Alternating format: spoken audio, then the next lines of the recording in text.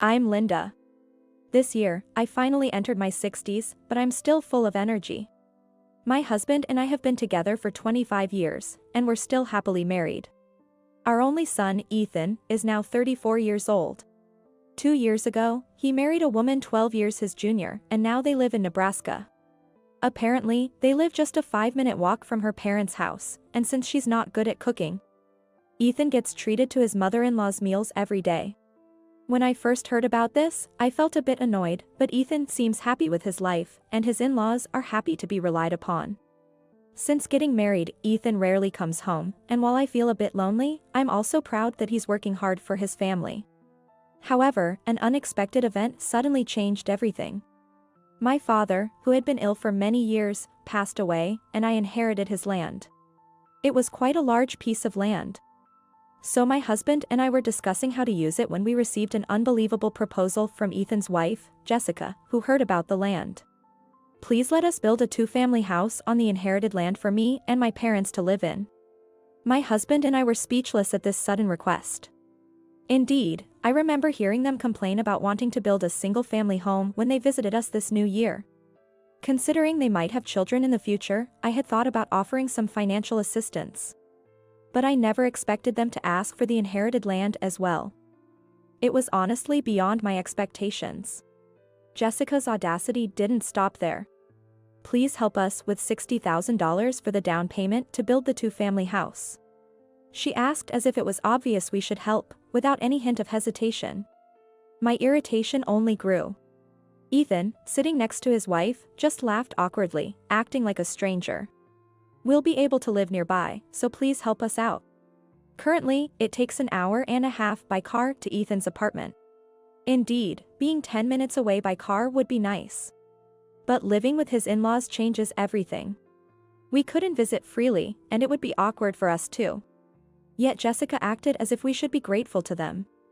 Unable to immediately agree, we said we needed time to think about both building the house and providing the money, and left it at that. Not liking our response, the next weekend Jessica came to our house with her parents. Her mother immediately said, "Ever since our daughter married your son, I've been preparing meals for him. I've been taking care of him so much, why are you hesitant to give us the land and the money?" Her mother's attitude was presumptuous, as if she was doing us a favor. Jessica's father said, "We don't know what the future holds. Having a 2-family house would be reassuring, and we can help with the children. What's there to complain about? Sure, it's all benefits for them. They wouldn't have to pay for the land, and our down payment would reduce their mortgage. If anything happens, we'll all be under one roof, so we can quickly come to each other's aid. And we'll have the chance to see our grandchildren every day." We felt taken advantage of, expected to give money while they did as they pleased. "Anyway, we are building the house, so please cooperate," Jessica said and left. Shocked by Jessica and her parents' arrogance, my husband and I were speechless. Then, we started receiving persistent calls asking for financial help. My husband, fed up, subtly mentioned, "We won't give Ethan the land or the money. But I'm worried about you both, so unless we do this, we can't live nearby. Please, can't you just do what Jessica and her parents want? Think about my position too." Ethan was completely under his wife's influence. Our opinions were ignored, and they even started looking for a custom home builder.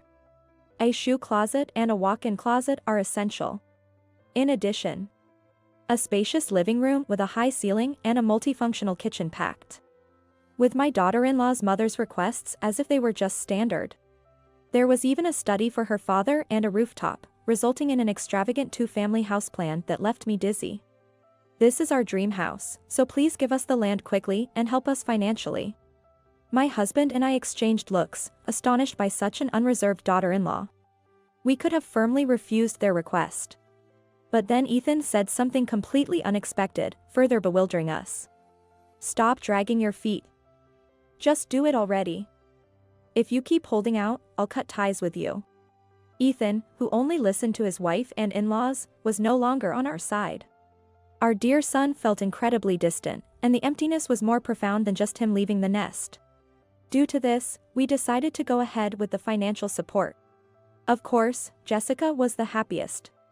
"For now, please transfer $10,000 to the construction company. We'll manage the remaining $50,000, so please give it to us in cash. I did as told, withdrawing a total of $60,000 from my account. Jessica, who hardly ever visited our house, came happily this time to collect the $50,000 in cash. She handed me various documents for the two-family house as if exchanging them for the money. Take these to the construction company. Make sure you transfer the money properly. After saying this quickly, Jessica left in a hurry. Later, finding some errors in the documents, I went to Ethan's apartment, but he wasn't there. I even went to his in-laws' house, but they were also out. That's when a neighbor told me Ethan, Jessica, and her parents had gone on a week-long trip to Europe. Got some unexpected money, so we're off. We'll bring back souvenirs, Jessica's mother had said cheerfully. That unexpected income was undoubtedly the $50,000 I had given Jessica. The thought that they demanded the money for a house down payment but used it for a lavish trip was infuriating. When I told my husband, he too was visibly shocked. Feeling disregarded by our son Ethan, we didn't know how to fill this gaping hole in our hearts. But we were determined not to be used anymore, so we looked up.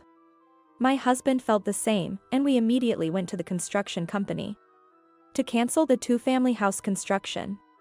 At the construction company, someone casually started talking to my husband. It was a senior employee there, and he turned out to be my husband's elementary school classmate. They had known each other for years. After reminiscing, we got to the main topic. We explained everything, and the classmate nodded, listening intently. Then, there's no official contract yet, so no worries. Besides, the land and money are yours, so do what you like with them. This suggestion resonated with us surprisingly well. Yes, the land and money were ours. We could use the money to build our ideal structure. Once decided, things moved quickly.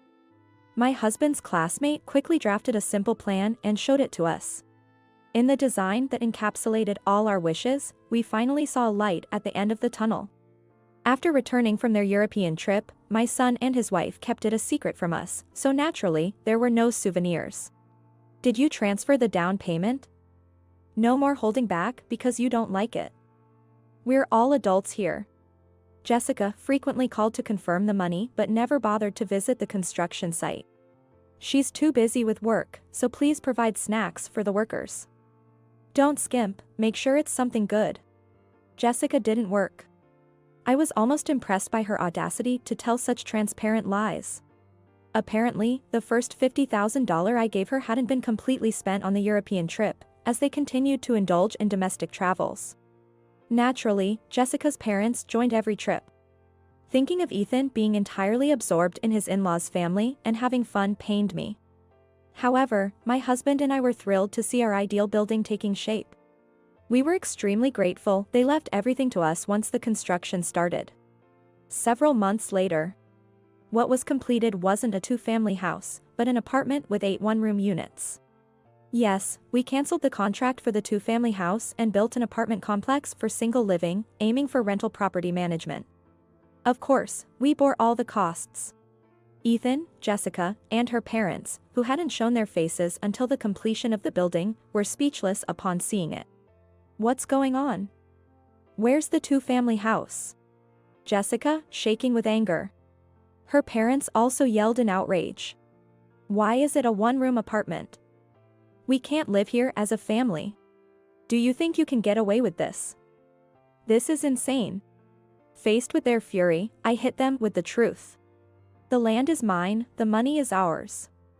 What complaint could you possibly have? We're the ones filled with questions. And about the $60,000 assistance for the house, what did you do with the $50,000? That's the real insanity here. Jessica flinched. Perhaps feeling awkward, Jessica nudged Ethan with her elbow. Propelled by her nudge, Ethan was pushed forward to face us. To do this to your family. I'm so disappointed. We're cutting ties now. You okay with that?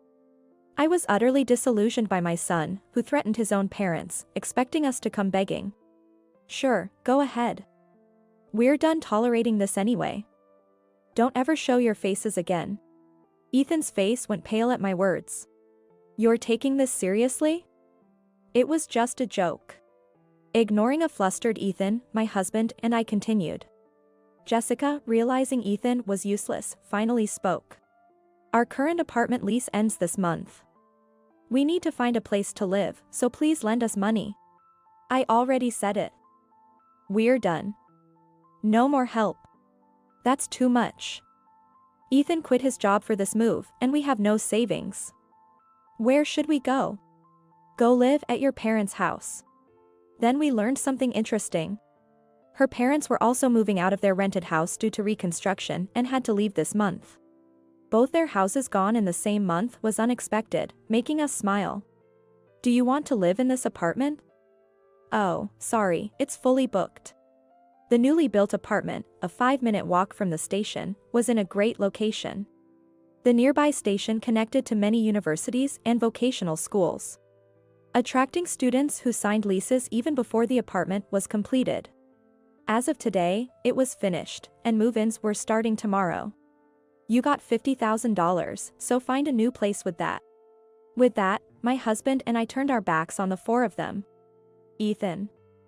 Stand up for us. You're the only one who can convince your parents. I've been feeding you delicious meals. Repay your gratitude. Hurry up. You love me, right? Do it for your wife you love. Although Ethan was cornered by Jessica and her parents, we didn't look back or stop. Later, Ethan came alone, apologizing deeply. I'm sorry for saying we'd cut ties. You're all I have. I was just trying to please my in-laws and ended up being cold to you. I haven't forgotten the words he said when we were hesitant to provide assistance. His irritated behavior at that time, too, was only possible because he thought it was okay to lose the trust of his own parents. His excuses now did nothing to garner my sympathy. I let him speak his mind, then told him to leave. You're my only son. How can you be so heartless? Have you ever worried about us since marrying? If you had considered us, you wouldn't have agreed to the two-family house. Pointing out his complete siding with his wife, Ethan had nothing more to say. Never show his face to us again. Not come asking for money. Not report on his current situation. Simply stay out of our lives altogether. After declaring our estrangement, Ethan left with slumped shoulders.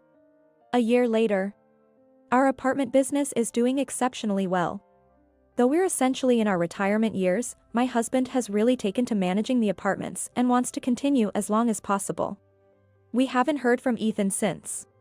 Recently, while shopping in a supermarket in the neighboring town, I saw Jessica working the cash register, looking unenthusiastic. I was surprised to see her without her wedding ring and looking quite drab.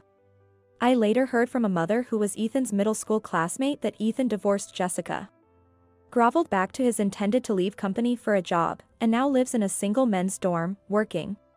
It seems that his ex-wife, Jessica, frequently pestered him for money, but Ethan, who had been submissive until then, finally snapped. After that, she apparently stopped having any contact with him altogether. After the divorce, Jessica moved to one of the oldest apartments in the area with her parents. Previously reliant on Ethan's income, she now juggles jobs at a supermarket and a convenience store. Jessica's mother is engaged in piecework at home. Her father, on the other hand, works as a day laborer security guard to support their livelihood.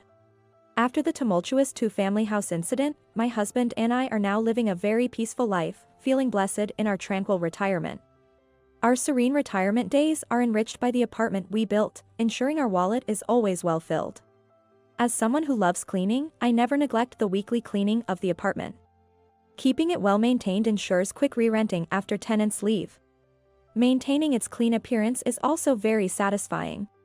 Although I regretted giving Jessica $50,000 in cash at the time, I now see it as a small price for cutting ties with her and her parents. Grateful for these quiet days, my husband and I plan to fully enjoy the rest of our lives. Even if Ethan shows up saying, "Please forgive me," I'm confident I can firmly turn him away. I don't want anyone to disturb this happiness ever again.